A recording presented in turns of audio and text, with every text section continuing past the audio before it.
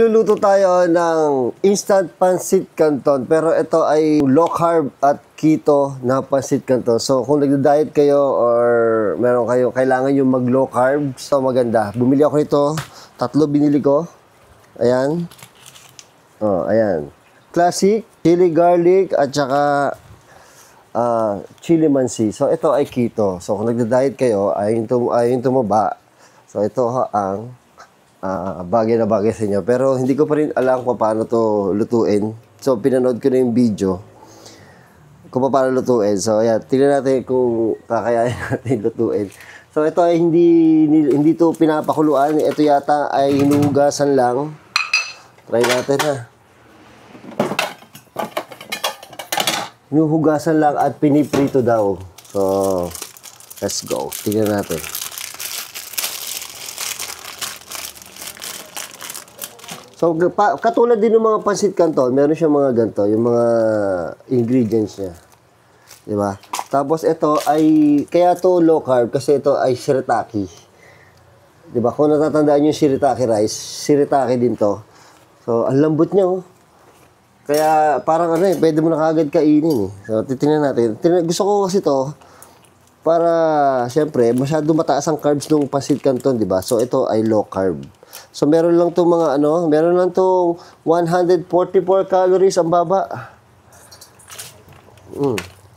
So, hugasan lang daw to. Yung hugasan lang.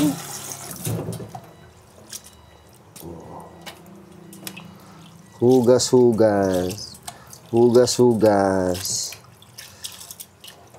Sakto, may salaan. Yun lang yun. Dapat pala, dito ko na lang hinugasan no? Di ba? Tapos, kukuha tayo ng, papatuloy muna natin dito.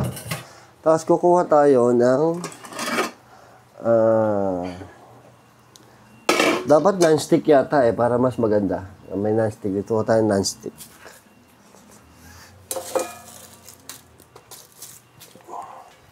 Kasi ito ay piniprito daw. Gusto natin ang, kita nyo ba? Nakita naman siguro. Baba natin konti. Yan, para kitang-kita nyo. Igit na natin. Yan. Gusto natin ang kalan. Okay. Tapos, ilalagay na natin yung pancit.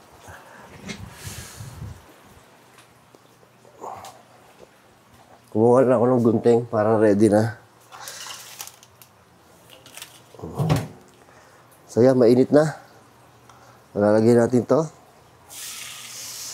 Diba? Tapos lalagay natin ang ingredients.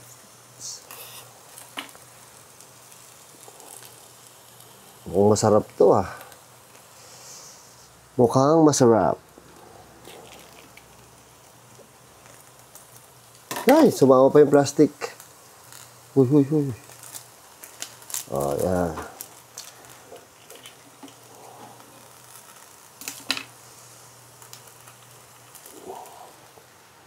Diba?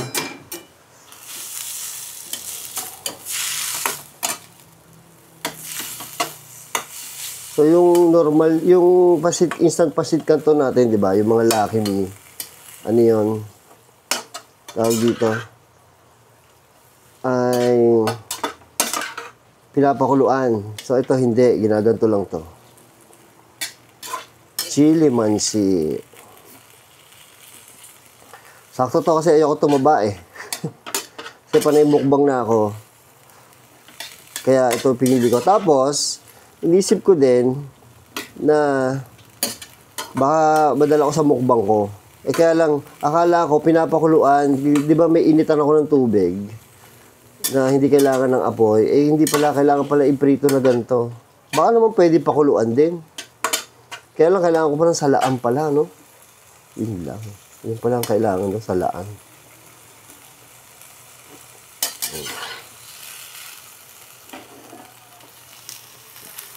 Lakasan natin yung apoy. Mukhang luto na to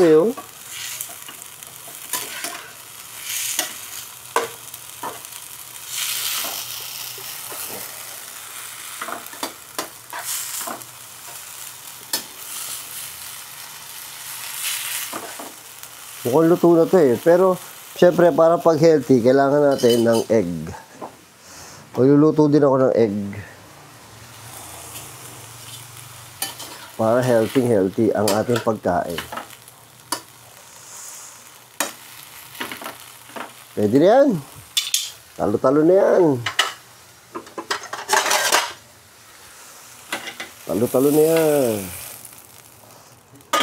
Nagluluto na tayo ng egg. Egg naman. Egg.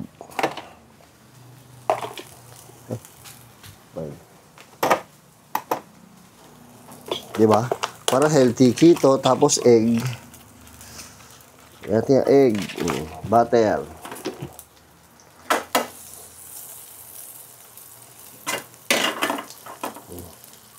Diba? Healthy. Meron tayong keto. Ito yung itsura niya. Hindi siya katulad ng itsura ng pancit canton natin. Yan. Medyo mapuslaw. Pero at least healthy, diba? Tapos, mag-aano tayo. Itlog. Para mas healthy pa. Protein. Sakto-sakto. Madalas na ako nag-gym ngayon eh. Naglagyan natin yung dyan. Parehas lang yan.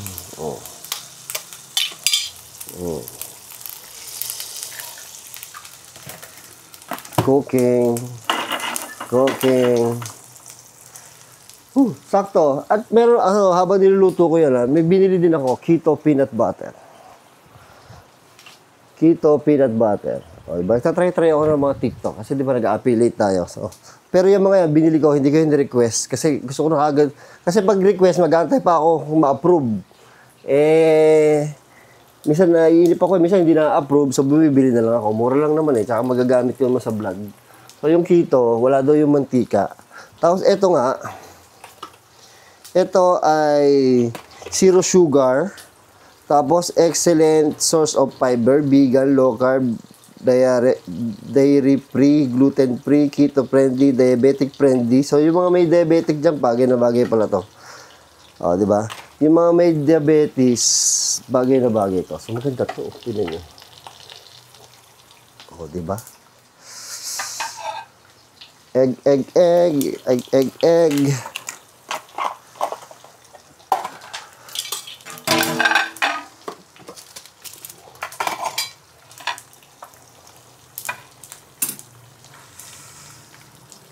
Maluluto na yan. Malapit na maluto yan.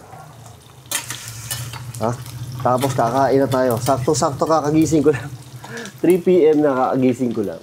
Late na kasi ako nakatulog ngayon. Kanina 8 a.m. ako nakatulog. Dami kong ini-edit. Diba? Gisip ako ng idea. Kaya hindi ako nakatulog. Masyadong magulo utak ko. Masyadong maraming iniisip.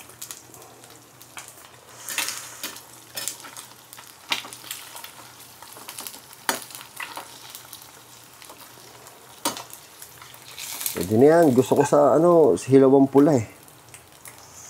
O, di ba? Hop, huwag kang... Yun, no? Set up ko lang. Kung mahilig ka sa pancit canton, pero ikaw ay nagda-diet, kailangan mo low carb or keto diet ka, ito ang bagay na bagay sa inyong pancit canton. Kasi ito ay keto pancit canton. So, hindi ka tataba dito. Sigurado yan. Ito, naluto ko na. Diba? Ito ang itsura niya. Yan ang itsura niya.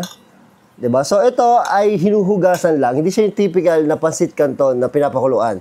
So, ito ay hinuhugasan lang. Tapos, ilalagay mo yung ingredient. Tapos, para siyang ipiprito mo lang sa walang mantika. Diba? At ito ang kanyang itsura. Mabango. Ang pinili ko pala ay chili mansi.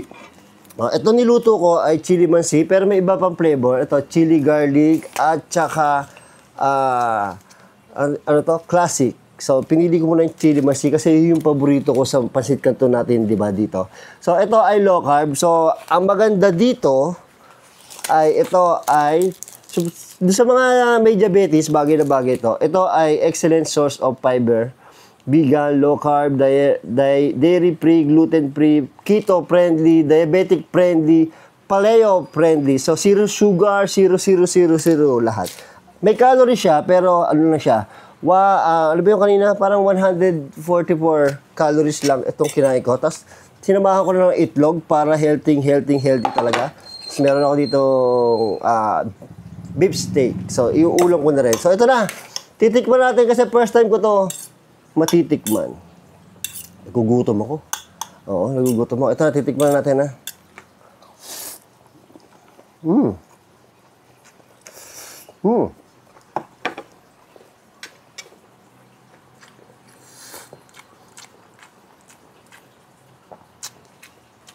Pwede.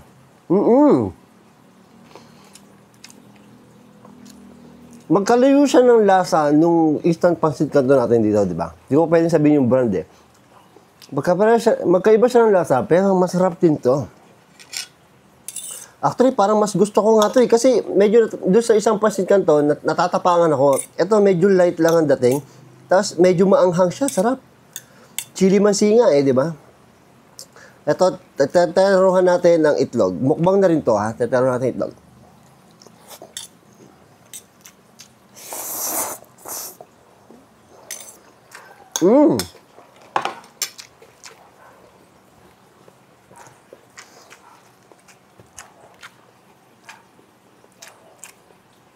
Hindi ako mapagsalita kasi gusto ko yung kinakain ko. Yung noodles niya, parang para siyang, ewan ko kung paano explain yung noodles niya, pagka kinagat mo, parang nagbabounce yung bibig mo. Sobrang lambot. Kaya doon sa mga nagtatanong kung bakit hindi ako tumatamba, ito ang mga kinakain ko. Ang mga kinakain ko is puro low carb, keto, tapos nagpa-fasting ako. Kaya hindi ako tumataba kahit nagmumukbang ako lagi or nakikita nyo ng mga ang kinakain ko puro matataba, puro cholesterol. Hindi ako tumataba kasi fasting ako at puro keto or low carb ang kinakain ko. Tawag nyo naman to, low carb pancit canton, tapos itlog, di ba? Tapos ito beef. So kahit kain ako ng kain, hindi ako masyado tumataba. Tapos meron pa nga ako dyan, keto, peanut butter. So yun yung mga pinipili ko. Kaya kung ayaw nyo tumaba, lagi nyo yung kumain ng mga low carb. So, isa na itong pancit canton sa low carb. Sobrang sarap ito. O, panalo to. Oo.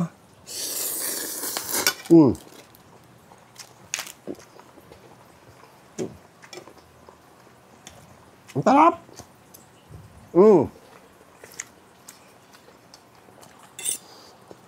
Pwede pamalit sa kanin nga eh. Tayo natin sa beef steak ah. Beef steak. Sarap ng beef.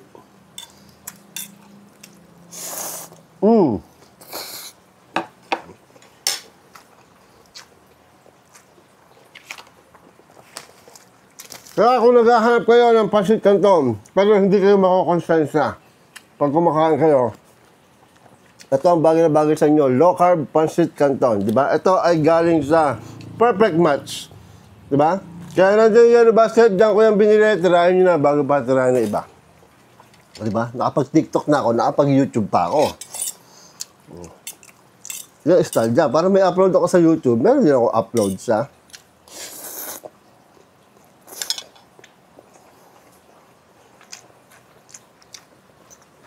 TikTok. Nag-enjoy na ako kumain.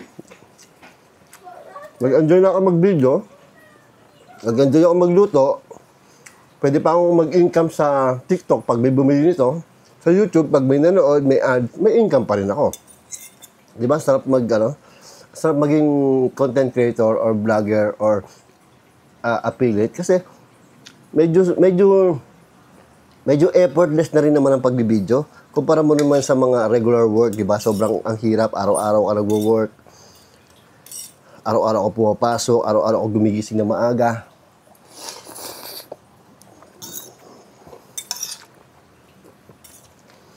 So, ang maganda dito, pag kumikita ka na sa TikTok, sa YouTube, kahit di ganun kalaki yung kita mo, pwede na. Kasi kung papipiliin mo ko, malaki kita, pero pagod, or maliit ang kita, pero relax, hindi ka masyado pagod, aanin ko yung malaking kita. Kung may stress naman ako, kung magsasuffer naman yung katawan ko, kung magsasuffer naman yung health ko. hindi ko pipiliin yung marami akong pera, pero pagod na pagod yung katawan ko. Doon ako sa sakto na yung kita, tapos relax ka lang, hindi ka masyado pagod, may time ka sa family mo, may time ka mag-gym, may time ako mag-gym, di ba? May time ako mamasyal, mag-enjoy sa buhay. Kasi hindi ako ganoon kaano sa work, di ba? So wala akong boss, di ba? Sarili ko yung boss ko. Kaya okay din niya, kaya kung ako sa inyo, kahit pa unti-unti, umpisahan nyo na, malay nyo naman, pagdating ng araw, makapag full-time kayo dito at makumbins ko mga utak nyo na mag-affiliate or mag-content creator. Di ba? Thank me later, okay? So, ubos na yung pancit canton. Masarap yung pancit canton. Nabitin ako doon sa pancit canton. Parang gusto ko pa nga. Pati natamad ako magluto. Pero okay na rin. So, ayun. Sana nag-enjoy kayo sa video na to. Kung gusto niyo itong gantong pancit canton, nandiyan sa description sa baba or sa comment section yung link ng TikTok ko. I-click nyo yung yellow basket doon. Makakabili na kayo dito. Para may income mo kahit konti. Magkano ba income ko dito? Ang pwede kong maging income dyan pag bumili kayo dapat maalat ay tingnan natin kung magkano income ko pag bumili kayo dito Wait lang. So pag bumili kayo nito, kikita ako ng wait lang. 7.45, ayan, nakikita nyo, 7.45 pesos. Pag bumili kayo isa, kikita ako ng 7 pesos. Eh kung 100 kayo bumili, meron ako 700, di ba? Not bad. Tapos pakita ko na rin sa inyo, ito medyo maganda benta ko sa TikTok eh. Ngayong araw na to Anong oras pa lang? Alas 4 pa lang ng hapon. Alas 4 pa lang ng hapon ay nakaka 3,800 na ako. Kita yung gitna. Yan. So, alas 3 pa, nagulat ka ako pagising ko, alas 4, alas 3 ako nagising, pagising ko kanina, 3.3 na to eh, ngayon 3.8 na siya. So, not bad na. Hindi naman laging ganito, minsan mababa na talaga yung mga benta, pero at least meron kahit pa unti-unti, ngayon swerte lang. So, hindi ko nagyayabang, pinakita ko lang sa inyo para ma-inspire kayo. At wala naman kayabang-yabang din sa 3.8, di ba? So, yan, thank you sa panonood at see you next video.